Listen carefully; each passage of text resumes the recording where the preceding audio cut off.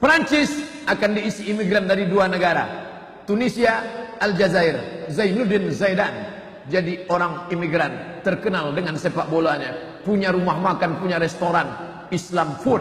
Di mana? Di Prancis. Maka orang Islam akan memenuhi. Orang Eropa kemana? Jerman, Inggris, Prancis tidak mau menikah. Mereka akan musnah sendiri disebabkan virus HIV/AIDS. Penyebarannya dibantu oleh apa? LGBT, lesbi, gay, biseksual, transgender. Itu penyakit mereka yang mereka kembangkan di tempat kita. Orang kita jangan ikut. Orang Islam takkan terkena LGBT. Kenapa? Karena dia menikah. Mereka tak mau menikah. Makanya di Jerman siapa yang mau nikah punya anak ditanggung sampai S3. Kenapa? Karena mereka susah, tak mau. Saya ketemu satu jemputan dengan bule di Indah Kiat. Satu malam saya ceramah di Indah Kiat, pulang satu jemputan. Saya tengok di belakang bule. Kalau laki-laki Pak Le. Saya tanya, "How are you?" "Fine." "Where are you come from?" "Switzerland." "Oh, dari mana kampung?" "Switzerland." "Are you have children?" "Ada punya anak?" "No child." "Saya tak punya anak," kata dia. "Why?" "Kenapa?" Saya bilang. "No time." Tak ada waktu, kata dia. Baru saya paham cerita Bernard Lewis. Mereka akan musnah karena mereka tak mau menikah, mereka tak mau punya anak, dan mereka terserang HIV/AIDS. Beda sama orang Islam. Orang Islam nikah, makan tidur, makan kangkung, ikan asin, 10 lahir. Banyak anak, banyak rezeki. Akhirnya umat Islam populasinya besar, mereka akan musnah. Maka orang Eropa sekarang sedang ketakutan akan kebangkitan Islam itu. Jangan sampai di Eropa bangkit, di Amerika bangkit, di tempat kita malah hilang. Orang kita asik nak ikut orang barat saja, rambut dicat pirang. Tengok anak-anak orang Islam pakai anting di lampu merah, anting, macam sapi kurban. Pakai baju sobek-sobek. Ini ikut mana? Rambut dicat pirang. Saya heran tengok ya. Rambut pirang, hidung pesek. Tak cocok, tak connect. No connecting. Bapak Ibu yang dimuliakan Allah Subhanahu wa taala.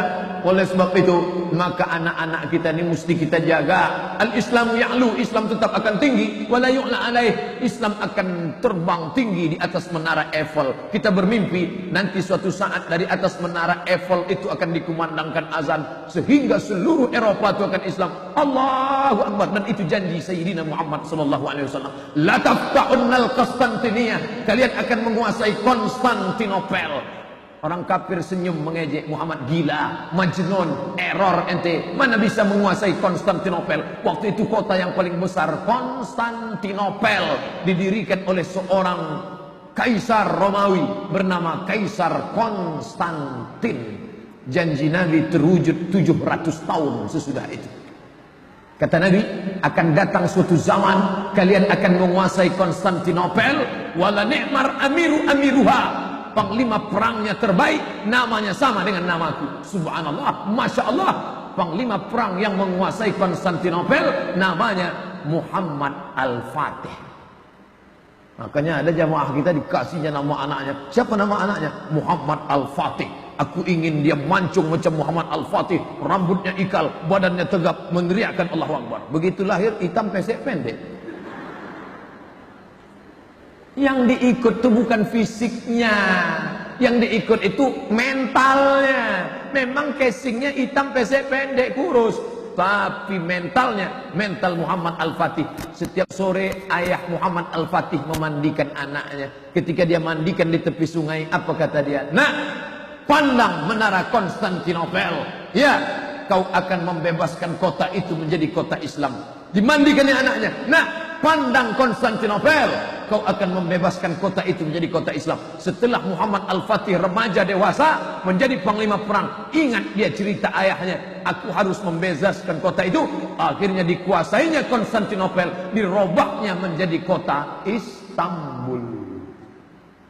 Bapak Ibu pergi nanti program Turki, umroh Turki ke Istanbul. Ujung-ujungnya Ustaz Somad ngajak umroh rupanya. Enggak, saya tak ada program umroh. Ikutlah bersama ustadz yang lain ke sana nanti menengok bagaimana kota Konstantinopel direbut oleh umat Islam. Tapi ada satu prediksi Nabi. Nabi itu seorang futurolog, future, masa depan. Visi misinya ke depan, 700 tahun ke depan. Ada satu yang belum terwujud. Apa kata Nabi? Rom. Kalian akan menguasai Rom. Rom itu di mana? Romawi adalah Eropa. Kalian akan menguasai Eropa. Bibit-bibit kebangkitan itu sudah ada. Maka anak ibu yang hebat bahasa Inggris, mantap. Anak ibu kuliah di mana? Cambridge University, London. Anak bapak kuliah di mana? McGill University, Kanada. Anak makcik kuliahnya di mana? Sorbonne University, Paris, Perancis. Mantap. Otaknya Al-Quran, hatinya iman dan Islam, bahasa Inggrisnya mantap. Ini anak-anak umat Islam ini enggak gaya-gaya barat. Diajak bahasa Inggris menganguh. Where are you come from? La ilaha illallah. SMP 3 tahun bahasa Inggris, SMA 3 tahun bahasa Inggris, kuliah 4 tahun bahasa Inggris, 10 tahun bahasa Inggris. Naik pesawat yang bisa ditangkap cuma 3. Good morning, ladies and gentlemen, thank you. Silakan. Makanya tidak ada yang bisa menguasai Islam ini ke depan. Orang yang hebat bahasa Inggris, hebat bahasa Arab. Asmaul Husna di kepalanya. Setiap dia diajak ke Masjid Agung, dia ingat Al-Muhaimin, Al-Jabbar, Al-Mutakabbir, Al-Khaliq. Kalau saya membaca Al-Asmaul Husna ini kuat suaranya. Al-Muhaiminul Azizul Jabbarul Mutakabbirul Khaliqul Bari'ul Musawwirul Ghafar. Kemarin 2 hari yang lalu acara pesantren Ramadan dengan ibu-ibu pengajian di Panam. Lama saya datang. Ini nyanyikan mereka. Ya Rahman, Ya Rahim, Ya Malik, Ya Qudus, Ya Salam, Ya Mu'min, Ya Muhaimin, Ya Aziz. Pas saya sampai, Ya Ahad, Ya Somad. Tapi itu yang dimuliakan Allah. Seni kaligrafi Islam. Anak ibu punya bakat seni, silakan. Tengok cantiknya, Masya Allah. Innama ya'muru masajidallah man amana billah wal yawmil akhir wa aqama salata wa ata zakah wa lam yakhsha illallah fa asa ulaika yakuna minal muhtadin. Surat At-Taubah ayat 18. Kapan ini ditulis? 18 Maret 2003, tanggal 14 Muharram 1423. Yang menulisnya siapa? Muktamar. Ustaz kok tahu? Itu tanda tangannya, Muktamar. Meninggal orangnya, sekarang masih hidup. Andai meninggal, tulisan tetap ada. Siapa yang meloloskan APBD-nya? Siapa? Ini menolong agama Allah. Tolong agama Allah dengan kekuasaan yang ada di tangan kita. In tansurullah, kalau kau tolong agama Allah, yang surkum, dia akan menolong kamu. Wa yusabbit aqdamakum. Yang punya tanah, ibu punya tanah, iya. Tanah apa nih? BKOE. Tanah apa nih? BKMT. Dirikan di atasnya. Tak banyak, 3 lokal saja. SMP kelas 1, SMP kelas 2, SMP kelas 3, SMP IT BKOE, SMP IT PKK, SMP IT BKMT, SMP IT macam-macam. Sudah bisa menyelamatkan anak umat Islam 120 orang. 40, 40, 40, 120 sudah selamat. Kristenisasi, liberalisasi, komunisasi, rusak kepala anak-anak kita. Masuk pagi, pulang sore, full day. Masuk jam 8, pulang jam 4. Tamat SMP, hafal Quran 3 juz. Juz 30, juz 1, juz 29. Masuk SMA IT, tambah lagi. Insya Allah tamat SMA, anak Riau hafal Quran 6 juz. Berapa hafalan Qurannya? 6 juz. Dulu 3 juz, juz pokat, juz melon, juz mangga. Sekarang sudah Al-Quran di kepalanya. Berapa pelajaran agamanya? 5 pelajaran agama. Quran, hadis, bahasa Arab, sejarah Islam, fikih, akidah. Kenapa diajarkan Quran hadis? Supaya jangan sampai meninggalkan Quran. Kenapa diajarkan bahasa Arab? Supaya dia ngerti apa yang dia baca dalam sholat. Supaya dia paham apa yang dia baca dalam Yasin. Tak ada orang sholat pakai bahasa Inggris.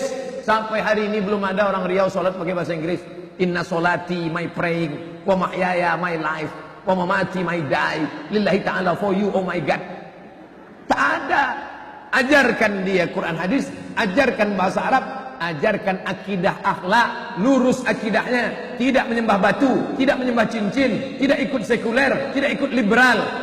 ajarkan fikih biar tahu dia nanti kalau emaknya nanya, nak, kalau emak sudah sholat witir di masjid pulang ke rumah masih bolehkah emak tahajud? Boleh mak, karena walaupun sudah witir nanti malam tetap boleh. Bolehkah emak gosok gigi waktu puasa? Boleh. Belajar apa? Fikih, fikih, fikih.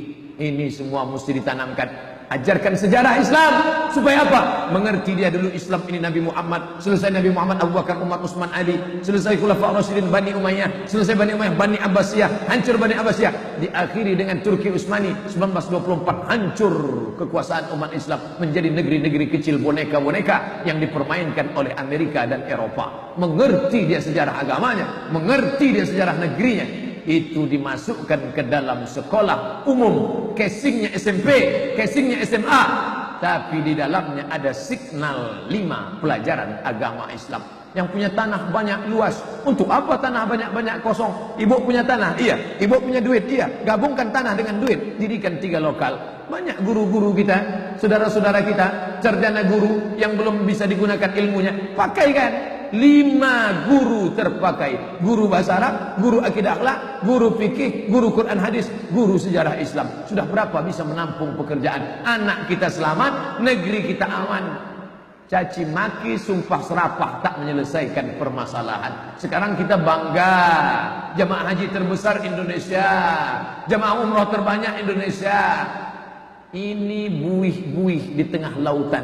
Dia mudah dipecah, dipukul ombak, dihempas gelombang. Kalau didalamkan agamanya, insya Allah dia akan kuat. Bagaimana kuatnya? Nih, BKW, BKMT, PKK, semuanya sama. Ibu-ibunya saya tak ragu, sikit pun saya tak ragu. Ibu-ibunya sudah selamat. Tapi anak-anaknya yang di luar sana, siapa yang menyelamatkan?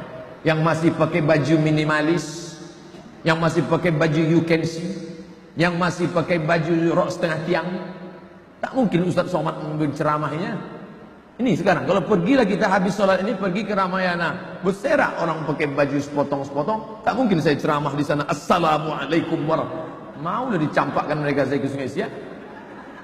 Ini tak selesai dengan ceramah, ini tak selesai dengan iktikaf pengajian. Mesti digalang kekuatan, tapi bukan untuk membinasakan, bukan untuk menghancurkan. Islam mengajak orang ke jalan Allah. Ud'u ila sabili rabbik, ajak orang ke jalan Allah bil hikmah, dengan cara yang santun, wal mau'izatil hasanah, suri tauladan yang baik. Dia mesti didebat, debat dengan cara baik. Wajadilhum, debat mereka billati hiya ahsan, dengan cara yang lembut. Maka dia akan, tapi jangan kau sangka dia masuk Islam karena lidahmu, bukan. Inna rabbaka huwa a'lamu biman dhalla an sabilih. Allah lebih tahu siapa yang dapat hidayah. Wa huwa a'lamu bil muhtadin. Berwarna-warni, beraneka ragam. Kenapa tiba-tiba keluar kata berwarna-warni? Gara-gara menengok jilbab warna-warni. Ada kuning, ada putih, ada merah, ada biru, ada hijau, ada ungu. Tapi semuanya sama-sama menghadap Allah. Sama-sama asyhadu an la ilaha illallah wa asyhadu anna Muhammadan Rasulullah. Bertetangga dengan Sunda, bertetangga dengan Islam, bertetangga dengan Kristen, bertetangga dengan Cina, bertetangga dengan Konghucu. Semuanya adalah hamba Allah. Aku beriman, kau mungkin posisimu juga akan dapat hidayah kalau aku selalu mengajak kau ke jalan yang benar. Tapi andai tidak, Allah yang memberikan hidayah. Allahumma ja'alna sababan liman ihtada. Itu salah satu doa. Jadikanlah orang ini dapat hidayah, tapi dapatnya melalui lidah. Ada orang-orang yang bukan ustaz, bukan ustazah, tapi orang lain bisa dapat hidayah karena mulut dia, hanya karena ngajak ngobrol, hanya cerita, hanya satu kantor. Luluh hati orang melihatnya. Itu yang dikatakan Nabi, ayyadillahu bika rajulan wahidan. Satu orang dapat hidayah karena mulutmu, khairum min umurin ni'am, lebih baik daripada engkau memiliki seekor unta yang merah.